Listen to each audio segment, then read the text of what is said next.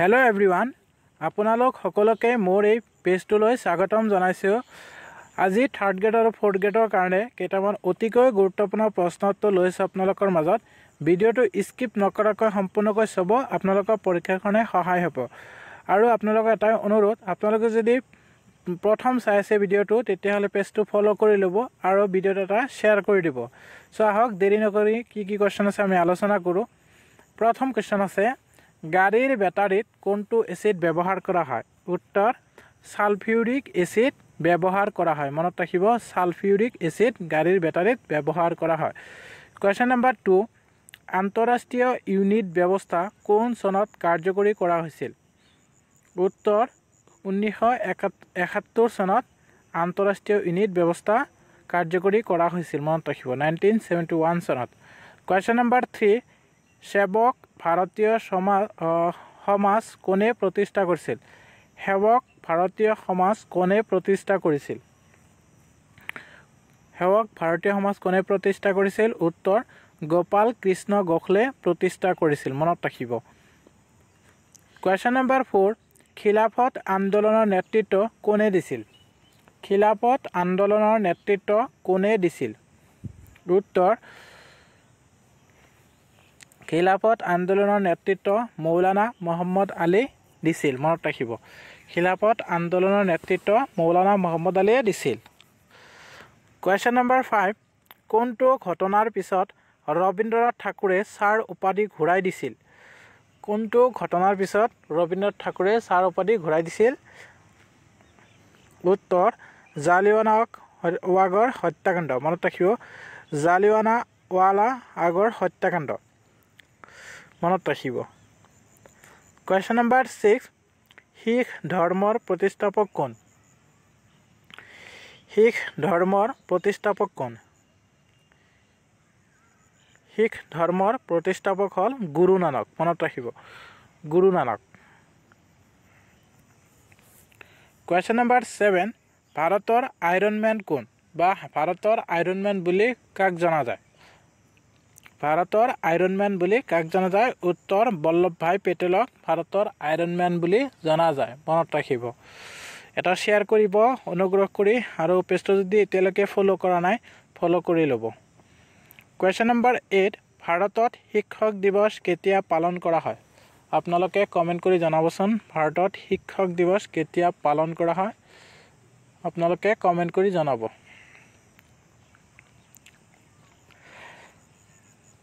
Question number 9, WHOৰ মুখ্য কাৰ্যালয় ক'ত আছে? WHOৰ মুখ্য কাৰ্যালয় ক'ত? উত্তৰ জেনেভা ছুইজাৰলেণ্ডত আছে। মনত ৰাখিব, জেনেভা ছুইজাৰলেণ্ড।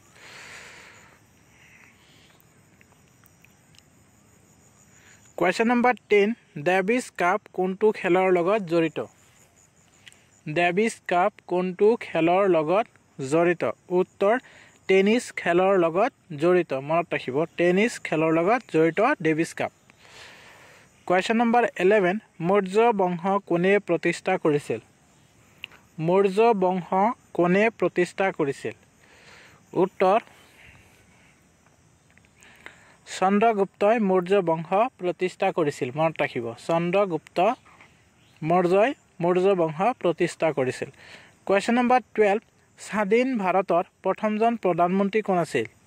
স্বাধীন ভাৰতৰ প্ৰথমজন প্ৰধানমন্ত্ৰী কোন আছিল?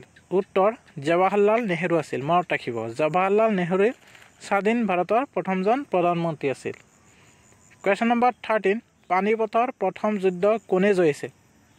পানিপথৰ প্ৰথম যুদ্ধত কোনে জয়ী হৈছিল?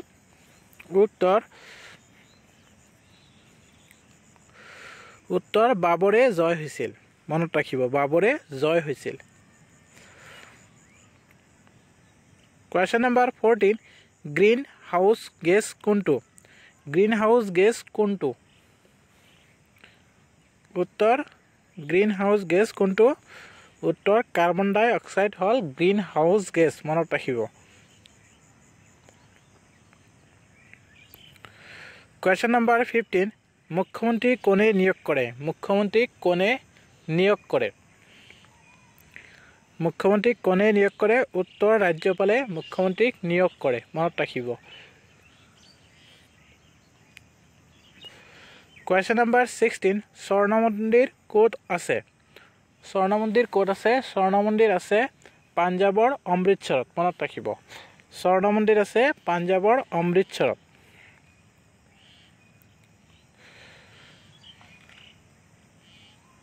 Question number 17 নামদফা ৰাষ্ট্ৰীয় উদ্যান কোন ৰাজ্যত আছে নামদফা ৰাষ্ট্ৰীয় উদ্যান কোন ৰাজ্যত আছে যোৱাবাৰ এসআই এক্সামত এই কোৱেশ্চনটো আহিছিল মনত ৰাখিব উত্তৰ অৰুণাচল প্ৰদেশত Question number 18 শেষৰজন মোগল সম্ৰাট কোন আছিল উত্তৰ বাহাদুৰ শাহ জাফৰ আছিল শেষৰজন মোগল সম্ৰাট বাহাদুৰ শাহ জাফৰ আছিল মনত ৰাখিব Question number 19 শ্ৰীলংকাৰ ৰাজধানী কি আপোনালোকে কমেন্ট কৰি জনাব বাংলাদেশৰ ৰাজধানী কি শ্ৰীলংকাৰ ৰাজধানী কি উত্তৰ কলম্বো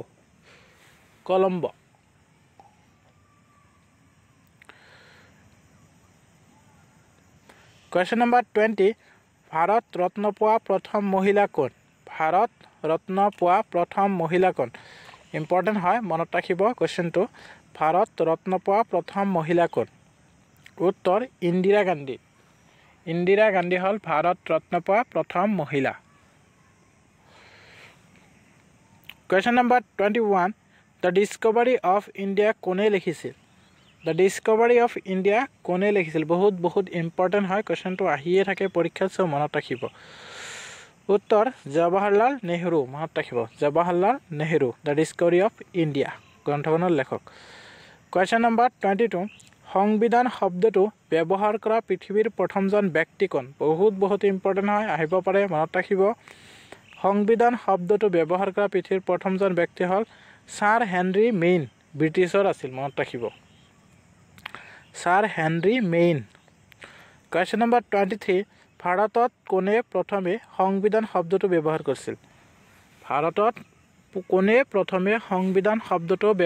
কৰিছিল ইম্পৰ্টেন্ট হয় মনত ৰাখিব কোৱেশ্চনটো উত্তৰ 1895 খ্ৰীষ্টাব্দত স্বৰাজ বিলত বাল গংগাধৰ তিলকে মনত ৰাখিব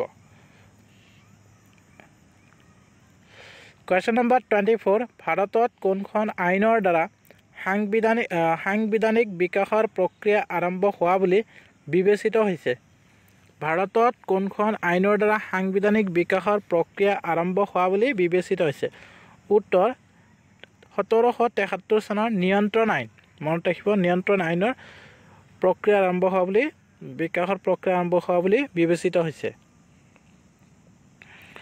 Question number 25 কোনখন নদীক দক্ষিণ গংগা বুলি কোৱা হয় উত্তৰ গোদাবৰীক দক্ষিণ গংগা বুলি কোৱা হয় Question number 26 বিনা প্ৰতিদ্বন্দ্বিতাৰে নিৰ্বাচিত হোৱা একমাত্ৰ ৰাষ্ট্ৰপতি কোন আছিল বহুত ইম্পৰ্টেন্ট হয় কোৱেশ্চনটো আপোনালোকে মনত ৰাখিব আহিব পাৰে চান্স আছে এই কোৱেশ্চনটো বিনা প্ৰতিদ্বন্দ্বিতাৰে নিৰ্বাচিত হোৱা একমাত্ৰ ৰাষ্ট্ৰপতি হল নীলম সঞ্জীৱ ৰেড্ডি মনত ৰাখিব নীলম সঞ্জীৱ ৰেড্ডি Question number 27 কোনবোৰ নদীয়ে বিশ্বৰ সৰ্ববৃহৎ বদ্বীপ সুন্দৰ বন-বদ্বীপ গঠন কৰে কোনবোৰ নদীয়ে বিশ্বৰ সৰ্ববৃহৎ বদ্বীপ সুন্দৰ বন-বদ্বীপ গঠন কৰে উত্তৰ গংগা আৰু ব্ৰহ্মপুত্ৰ মনত ৰাখিব গংগা আৰু ব্ৰহ্মপুত্ৰ Question number 28 হিন্দু উপত্যকা সভ্যতাৰ বন্দৰ চহৰ কোনখন আছিল হিন্দু উপত্যকা সভ্যতাৰ বন্দৰ চহৰ কোনখন আছিল উত্তৰ লোথাল আছিল মনত ৰাখিব লোথাল আছিল এটা শেয়াৰ কৰি দিব অনুগ্ৰহ কৰি আৰু পেজটো যদি এতিয়ালৈকে ফলো কৰা নাই ফলো কৰি ল'ব Question number 29 পৰিকল্পনা আয়োগৰ অধ্যক্ষ কোন পৰিকল্পনা আয়োগৰ অধ্যক্ষ হল উত্তৰ প্ৰধানমন্ত্ৰী মনত ৰাখিব প্ৰধানমন্ত্ৰী হল পৰিকল্পনা আয়োগৰ অধ্যক্ষ Question number 30 প্ৰথম মানৱ সৃষ্ট আহ কোনটো প্ৰথম মানৱসৃষ্ট আঁহ কোনটো উত্তৰ নাইলন নাইলন হল প্ৰথম মানৱসৃষ্ট আঁহ মনত ৰাখিব Question number 31 স্পষ্ট প্ৰতিধ্বনি শুনিবলৈ শ্ৰোতা আৰু প্ৰতিফলকৰ মাজৰ দূৰত্ব কিমান হ'ব লাগে স্পষ্ট প্ৰতিধ্বনি শুনিবলৈ শ্ৰোতা আৰু প্ৰতিফলকৰ মাজৰ দূৰত্ব হ'ব লাগে 17 মিটাৰ মনত ৰাখিব 17 মিটাৰ Question number 32 প্ৰাকৃতিক নিৰ্বাচনৰ দ্বাৰা প্ৰজাতিৰ উৎপত্তি নামৰ গ্ৰন্থখনৰ লেখক কোন আছিল প্ৰাকৃতিক নিৰ্বাচনৰ দ্বাৰা প্ৰজাতিৰ উৎপত্তি নামৰ গ্ৰন্থখনৰ লেখক কোন আছিল উত্তৰ চাৰ্লছ ডাৰউইন মনত ৰাখিব Question number 33 গাখীৰত থকা পানীৰ পৰিমাণ জুখিবলৈ কোনটো যন্ত্ৰ ব্যৱহাৰ কৰা হয় গাখীৰত থকা পানীৰ পৰিমাণ জুখিবলৈ কোনটো যন্ত্ৰ ব্যৱহাৰ কৰা হয়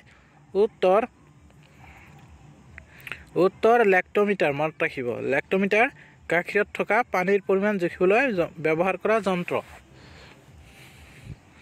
Question number 34 লোকসভাৰ অধ্যক্ষ কাৰ দ্বাৰা নিৰ্বাচিত হয় লোকসভাৰ অধ্যক্ষ কাৰ দ্বাৰা নিৰ্বাচিত হয় উত্তৰ কি হ'ব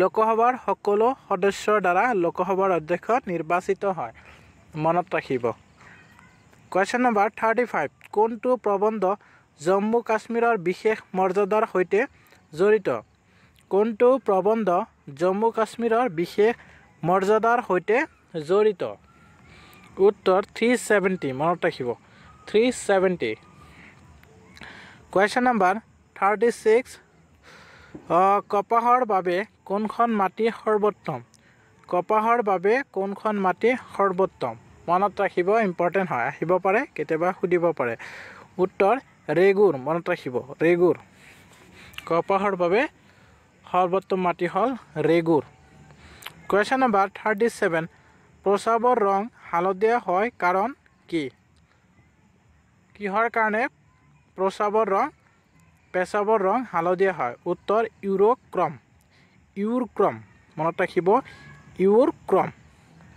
ইউৰক্ৰমৰ কাৰণে পেচাবৰ ৰং হালধীয়া হয় Question number 38 ভাৰতৰ সৰ্ববৃহৎ নদী অৱবাহিকা কোনটো আহিব পাৰে মনত ৰাখিব ভাৰতৰ সৰ্ববৃহৎ নদী অৱবাহিকা হল গংগা অৱবাহিকা মনত ৰাখিব গংগা অৱবাহিকা Question number 39 বিশ্বৰ আটাইতকৈ ডাঙৰ মিঠা পানীৰ হ্ৰদটো কি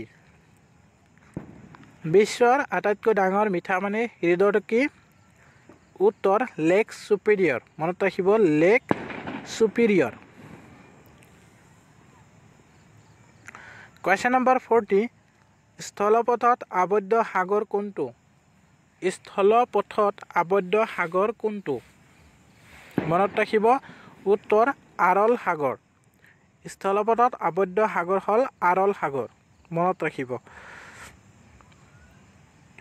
Question number 41 কোনজন গভৰ্ণৰ জেনেৰেল ডক্ট্ৰিন অফ লেপছৰ সৈতে জড়িত আছিল কোনজন গভৰ্ণৰ জেনেৰেল ডক্ট্ৰিন অফ লেপছৰ সৈতে জড়িত আছিল মনত ৰাখিব উত্তৰ লৰ্ড ডেল হাউচি আছিল লৰ্ড ডেল হাউচি মনত ৰাখিব এটা শেয়াৰ কৰি দিব আৰু পেজটো যদি ফলো কৰা নাই ফলো কৰি লব অনুগ্ৰহ কৰি Question number 42 কোনটো প্ৰাণীয়ে ছালৰ মাজেৰে উশাহ লয় কোনটো প্ৰাণীয়ে ছালৰ মাজেৰে উশাহ লয় আহিব পাৰে মনত ৰাখিব উত্তৰ বেঙে ছালৰ মাজেৰে উশাহ লয়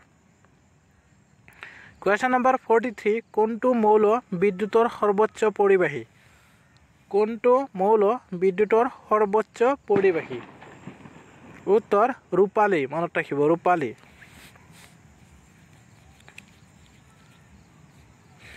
Question number 44 ভাৰতীয় সংবিধানৰ পিতৃ হিচাপে কাক জনা যায় ভাৰতীয় সংবিধানৰ পিতৃ হিচাপে কাক জনা যায় বি.আৰ. আম্বেদকাৰক জনা যায় মনত ৰাখিব ভাৰতীয় সংবিধানৰ পিতৃ হিচাপে বি.আৰ. আম্বেদকাৰক জনা যায় Question number 45 ভাৰতৰ ভিতৰত কোনখন ৰাজ্যৰ উপকূল সৰ্বাধিক ভাৰতৰ ভিতৰত কোনখন ৰাজ্যৰ উপকূল সৰ্বাধিক উত্তৰ গুজৰাটৰ মনত ৰাখিব গুজৰাটৰ